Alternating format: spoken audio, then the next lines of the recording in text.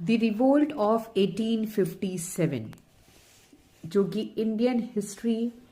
और ब्रिटिशर्स के एडमिनिस्ट्रेशन की तख्त की नींव थी।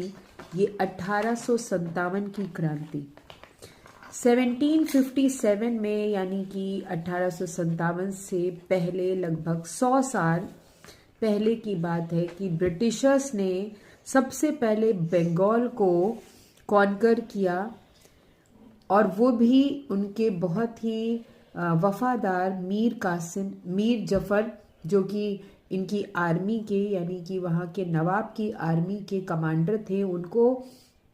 अपने फेवर में करके ब्रिटिशर्स ने इस बंगाल को जब हड़पा, तो उसके बाद धीरे धीरे इन्होंने हिंदुस्तान के कई राज्यों को अलग अलग रणनीतियों के द्वारा हड़पना शुरू कर दिया, और 100 साल तक इन्होंने हिंदुस्तान के लगभग चप्पे चप्पे को अपने अधिकार में ले लिया। यानी whole India were under the administration of the Britishers.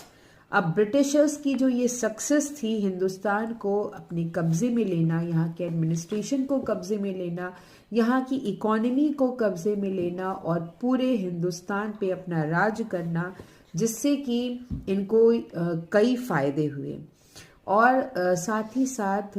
इनकी जो इन्होंने हमारे हिंदुस्तान से धन कमाया, वो धन इंग्लैंड में भेजने के बाद इनकी आर्थिक व्यवस्था भी मजबूत हुई। तो ये रिवोल्ट जो हुआ था 1857 का, इसके कई सारे कारण थे। यानी 100 साल तक हिंदुस्तानी पीपल पूरी तरीके से परेशान हो चुके थे इस एडमिनिस्ट्रेशन से। तो उसमें जितने भी कारण थे, उसमें सबसे पहला जो कारण था वो military technology of the company, फिर एक adequate economic resources at the disposal, यानी कि अगर हम बात करें तो पॉलिटिकल,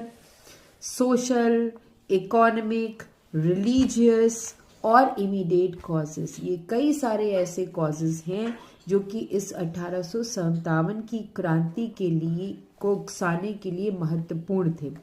बच्चों, बोर्ड के एग्जाम में पूछा जाता है कि different causes of the revolt of 1857, जहाँ पे आप इन डिफरेंट कॉजेस को हाईलाइट कर सकते हैं, इसको हेडिंग वाइज लिख सकते हैं, and then you will get the full marks in the board examination, जिसमें economic causes, social and religious causes,